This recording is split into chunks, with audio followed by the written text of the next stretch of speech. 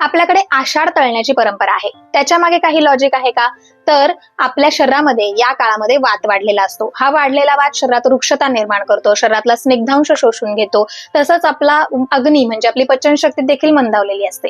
मग अशा काळामध्ये जेव्हा हे वेगवेगळे तळणीचे पदार्थ जे आपण उन्हाळ्यामध्ये वाळवण बनवतो, म्हणजे मिरगुंड, पापड, कुरडया, सांडगे, हे सगळे पदार्थ आपण या काळात जर तळून खाल्ले तर त्याच्यामुळे शरीराला स्निग्धांश मिळतो. तसंच या काळामध्ये खूप जास्त भूक नसते, त्यामुळे हे पदार्थ पचायला हलके असल्यामुळे तोंडाला चव आणतात किंवा भूक भागवतात. त्यामुळे या काळामध्ये हे पदार्थ खाणं नक्कीच फायदेशीर ठरतं. पण आषाढ तळणे या नावाखाली जर आपण कांदा भाजी तळून खाणार असू, वडापाव, समोसे यासारखे पदार्थ खाणार असू तर ते नक्कीच आपल्या शरीराला घातक ठरू शकतात. आपली पचनशक्ती अजून खराब होऊ शकते आणि वेगवेगळे आजार निर्माण होऊ शकतात.